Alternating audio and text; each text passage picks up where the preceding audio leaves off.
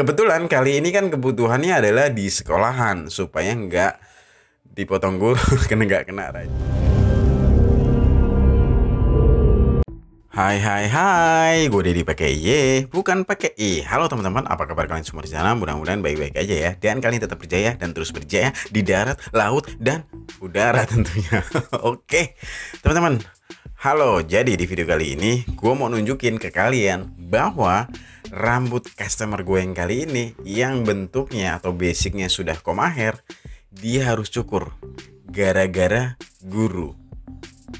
Bener gak sih? Gara-gara jadi dia udah mau masuk sekolah offline dan peraturan di sekolahnya mengharuskan rambut dia rapi versi guru ya. Sebetulnya kan tadi udah rapi sebenarnya kalau di styling, tapi rapinya versi guru. Nah, kayak gimana atau sebaiknya seperti apa gue potongnya? Nah, jadi di video ini gue akan tunjukin ke kalian kayak gimana sih cara gue potongnya. Nah, penting banget kita mau potong model apa tahu di awalnya. Jadi penting banget rambut ini nih mau dibuat apa sih, customer kita itu pengen dipotong kayak gimana sih, itu penting banget ditentukan di awal. Kenapa? Karena sebelum nyukur kita itu harus punya plan teman-teman, atau punya rencana. Kalau kita udah punya rencana, otomatis waktu nyukurnya kita nggak akan bingung di tengah-tengah ya, karena kita udah punya tujuan. Kita mau potong apa, kita mau potong model apa. Nah, jadi kali ini customer gue memang minta rambut bagian atasnya di styling side part, bagian samping dan belakangnya dibuat nggak terlalu tipis. Mau sih tipis tapi nggak yang abis banget kayak fade. Otomatis nanti rambut bagian atasnya gue styling side part, samping belakangnya gue buat taper teman-teman. Nah, langkah-langkahnya yang kayak gue lakukan saat ini. Jadi tadi di awal gue section, gue buat pakai teknik clipper overcomb. Kali ini gue mulai pakai guard nomor 4. Nah, ingat ya, tadi di awal tadi mulainya udah pakai guard nomor 4 untuk bagian samping dan belakang. Nah, gue berhenti dulu sampai di situ karena gue langsung motong rambut bagian atasnya untuk nyesuaiin seberapa sih idealnya rambut bagian atas. Nah, kali ini rambut bagian atas gue section menyilang, terus gue sisir ke bawah kayak gini, dan gue potong sepanjang baseline atau sepanjang guard nomor 4 tadi, putusnya teman-teman. Putusnya ya, baseline tadi jawabannya. Jadi baseline itu adalah garis dasar yang bisa jadi patokan sepanjang apa sih rambut bagian atas idealnya. Oke, paham ya? Jadi rambut bagian atas gue potong sepanjang baseline atau garis dasar yang dibuat pakai guard nomor 4 tadi. Jadi samping belakangnya nggak gue selesain dulu karena gue pengen potong rambut bagian atas untuk mempermudah, otomatis untuk mempermudah langkah gue berikutnya. Yang penting gue udah punya patokan nih, rambut bagian atas tuh mau gue buat sepanjang apa sih idealnya. Yang pasti masuk masuk sekolah dia aman dari razia guru. Nah, gini teman-teman, pernah ada, bang, kira-kira model ini aman nggak ya buat guru? Ya, pertanyaan itu tidak cocok diajukan ke gua karena gurunya kan bukan gua. Gua nggak tahu idealnya seberapa. Tapi yang pasti asalkan rambut bagian samping dan belakangnya itu nggak ngelewatin telinga, nggak tebel, dan rambut bagian depannya nggak ngelewatin mata, itu menurut gue sudah ideal di mata guru ya. Karena kalau bagian depan kan atau bagian atas bisa diakalin dengan styling nanti. Yang penting rambut bagian samping dan belakangnya udah tampak rapi dan aman dari guru. Jadi gara-gara guru, customer gue kali ini harus potong rambut yang tadinya sebetulnya udah komaher, harus dipotong side part with taper ya kali ini teman-teman. Oke. Jadi gitu pentingnya. Di awal tadi kita harus punya rencana. Nah, rencana ini gue pengen sharing sedikit tentang plan atau rencana. Kita tuh harus tahu atau kita tuh harus punya rencana sebelum potong. Kenapa? Karena supaya untuk langkah-langkah yang kita lakukan itu ke arah atau ke rencana yang kita buat di awal. Nah, kayak gimana cara menentukan rencananya? Tentu harus ada diskusi di awal dengan customer kita. Nggak harus atau nggak harus kita yang menentukan 100% lo cocoknya potong kayak ini, nggak gitu. Itu harus ada diskusi antara customer dan tukang cukur yang menurut gua, teman-teman. Jadi kita mesti tahu selera dia kayak gimana atau kebutuhan dia kayak gimana, dan model apa yang cocok buat dia. Jadi ada 3 faktor tadi yang perlu diperhatikan. Jadi selera, kebutuhan, dan apa yang cocok buat tipikal rambut kayak dia dan bentuk wajah seperti dia. Kebetulan kali ini kan kebutuhannya adalah di sekolahan supaya nggak dipotong guru, nggak kena razia. Nah nih, kalian ada nggak sih yang masih usia sekolah nonton video ini? Bener nggak? Nanti coba deh lo lihat kira-kira aman nggak sih potongan yang gue buat ini buat guru. Walaupun sebetulnya yang udah mulai masuk itu belum full ya. Yang gue perhatiin sih belum full jam sekolahannya. Tapi ya ada beberapa sekolahan, contohnya customer gue kali ini, yang harus rambutnya pendek dan rapi. Alhasil customer gue kali ini yang tadinya rambutnya mungkin dia lagi asik karena kebutuhan dia yang mengharuskan rambutnya pendek, ya dia harus potong rambut. Nah gini teman-teman, tadi kan gue bicara tentang soal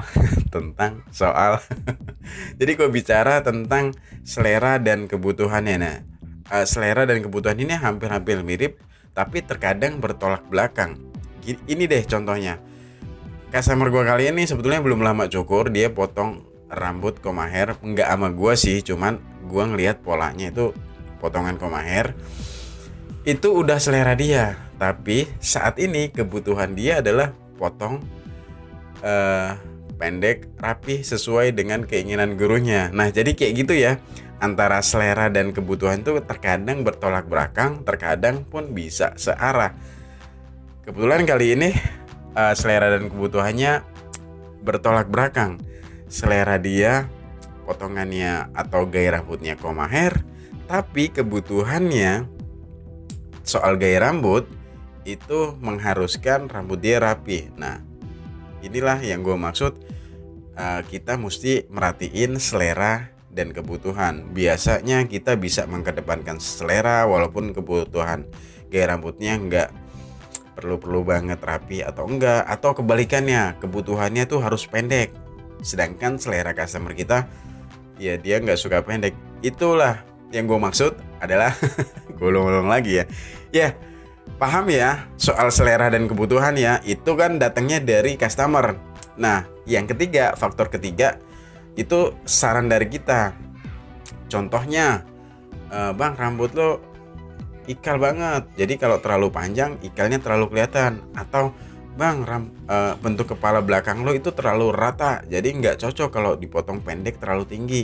Nah kayak gitu-gitu saran dari tukang cukurnya teman-teman, atau saran dari kita sebagai tukang cukur.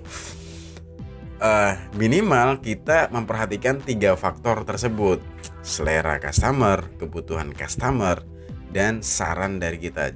Tapi gue lebih menyarankan mendahulukan selera dan kebutuhan customer dulu, baru kita bisa kasih referensi atau masukan gaya rambut apa yang sesuai atau yang cocok buat dia. Pokoknya kayak gitu deh. Gagal atau enggaknya, sesuai atau enggaknya, cocok atau enggaknya potongan rambut yang customer alami biasanya dimulai dari merencanakannya, diskusinya. Jadi diskusi merencanakannya, model apa yang akan dibuat. Jadi cocok enggaknya, pas atau enggaknya gaya rambut yang didapat customer tuh menurut gua ya matangnya diskusi di awal teman-teman. Sedangkan waktu proses haircutnya itu hanya mewujudkan plan atau rencana yang dibuat atau diskusikan di awal. Memang banyak karakter-karakter atau tipikal customer. Ada yang terserah lo mau dipotong kayak gimana, yang penting bagus. Ada yang bilang terserah lo, yang penting rapi. Ada yang bilang biasa aja. Jadi kompleks ya tipikal atau customer. Kalau lu memang customer, bener nggak ungkapan gue kayak gitu? Atau kalau lu tukang cukur, bener nggak apa yang gue sampaikan? Tapi kalau memang ada yang salah ya jangan lupa betulin gue di kolom komentar. Tapi ini yang biasa gue alami, atau inilah salah yang biasa jadi pengalaman gue. Bukan biasa jadi pengalaman, ya inilah pengalaman gue. Makanya kali ini gue mengedepankan kebutuhan customer gue kali ini, yang mengharuskan rambut dia pendek dan rapi supaya nggak kena razia guru. Jadi intinya di sini adalah potong rambut gara-gara guru. Ih, seru banget, gara-gara guru. Jadi yang tadinya sesuai dengan selera dia, koma hair, terpaksa dia harus syukur mengikuti kebutuhan gaya rambut dia. Oke, segitu kira-kira pandangan-pandangan gue, pendapat-pendapat gue soal mencukur. Masih ada hubungannya ya, meskipun gue nggak ceritain tentang detailnya. Mudah-mudahan kalian paham apa yang gue tampilkan di visualnya. Gue tidak terlalu fokus di langkah-langkahnya, tapi ini yuk kita mulai lagi langkah-langkahnya. Kali ini gue pakai guard nomor setengah teman-teman untuk menghaluskan gradasi. Dan lo lihat di situ masih ada garis, tapi garis itu masih bisa gue hilangin nanti pakai trimmer. Karena tadi buat garisnya kan pakai trimmer ya, waktu ngabisin bagian cambang sama belakang ya. Jadi kalau memang masih ada garis, nanti bisa dihilangin pakai trimmer, karena buat garisnya tadi pakai trimmer. Oke, next ke langkah berikutnya. Langkah berikutnya kali ini gue menghaluskan area baseline yang dibuat di awal tadi. Menghaluskan, mengkonekkan atau nyambungin antara baseline dan rambut bagian atasnya teman-teman. Kayak gitu pakai teknik clipper overcomb. Oke, next. Kali ini gue buat outline pakai trimmer. Bentuknya usahakan ngikutin naturalnya, jangan terlalu dalam dan jangan terlalu luar juga. Yang penting tegas garisnya untuk ngebantu bentuk wajah juga nih teman-teman. Jadi outline ini bisa mempertegas, ngebantu bentuk wajah. Jadi pentingnya outline salah satunya itu. Terus keduanya adalah bisa dibilang ini adalah bingkai atau frame dari karya yang kita buat. Jadi kalau outline-nya tegas, lurus, rapi, itu akan memaksimalkan hasil potongan kita. Ingat ya, jangan menyepelekan outline atau garis luar yang gue buat tadi ngebentuk contohnya. Nah ini sama pentingnya dengan haircut yang kita buat atau potongan yang kita buat. Karena ini bisa disebut juga sebagai frame-nya atau bingkainya atas potongan rambut yang kita buat. Tentu ini akan memaksimalkan potongan rambut yang kita buat. Oke, kayak gitu tadi. Jadi kalau masih ada garis-garis yang masih tersisa, masih gue ilangin pakai trimmer. Karena tadi pas buat garisnya pakai trimmer. Nah ini contohnya, gue pengen sampaikan ke kalian, outline itu sama pentingnya dengan potongannya. Jadi outline atau garis luar ini atau bentuk luar ini bisa jadi penentu potongan lo rapi atau enggak, bukan penentu utama ya. Jadi potongan kita yang sudah maksimal akan lebih maksimal lagi kalau outline-nya lebih tegas dan tegas dan rapi ya tentunya ya, kayak gitu. Oke, tentu gua pertegas dengan razor kali ini teman-teman. Seperti itu. Kayaknya gue belum nyampe ini buat teman-teman yang baru gabung di video gue atau di channel gue kali ini. Terima kasih sudah menyimak video ini sampai di sini. Jangan ragu untuk ketik tombol langganan. Ya apa itu langganan? Langganan itu subscribe. Apa itu subscribe? Nah kalau lo subscribe nanti kalau gue posting dan video-video tentang mencukur gua, lo dapat notifikasinya, atau setidaknya video gua ada di feed lo, ada di beranda lo. Jadi jangan ragu untuk ketik langganan. Subscribe maksudnya. Jadi di situ ada tombol lonceng. Ya diketik loncengnya juga supaya lo dapat notifikasi. Oke, next kali ini eh gua menghaluskan bagian ujung-ujungnya atau gua menipiskan bagian ujung-ujungnya dengan gunting sasak, teman-teman. Gunting sasak ya. Ya, barangkali ada yang menyebut gunting lain dengan sebutan lain. Gunting ini gunting penipis, blending scissors, gunting zigzag, thinning scissors. Fungsinya adalah menipiskan atau ya pokoknya tujuannya ini yang gue lakukan adalah menipiskan bagian ujungnya supaya apa? Supaya lebih tampak natural nantinya dan lebih tampak bertekstur permukaan rambutnya. Jadi nggak yang rata-rata banget oleh gunting yang biasa, gunting biasa atau yang satunya lagi pasangannya gunting sasak. Oke, selesai sudah gue potongnya kali ini. Koma hair, jadi potongan atau gaya koma hair harus dipotong pendek, dibuat side part taper gara-gara guru. Kira-kira jelas lah ya yang gue sampaikan di awal tadi tentang selera dan kebutuhan gaya rambut customer kita. Terkadang selera itu tidak sejalan dengan kebutuhan atau bertolak belakang. Terkadang selera ya pokoknya bolak-balik selera kebutuhan itu mesti diperhatiin untuk menentukan gaya rambut apa yang cocok atau yang sesuai atau apa yang dibutuhkan. Oke. Gue stylingnya side part bagian atasnya, jadi bagian samping belakangnya udah jadi taper. Menurut gue ini akan aman buat gurunya yang dia baru mau masuk sekolah setelah berbulan-bulan belajar online di rumah. Mudah-mudahan customer gue kali ini nggak di razia gurunya. Tapi kalau lo ada anak sekolah kira-kira kena guru nggak nih? Jangan lupa komentar di bawah ya. Atau kalau memang tukang cukur kira-kira aman nggak nih buat gurunya? Kayak gitu ya.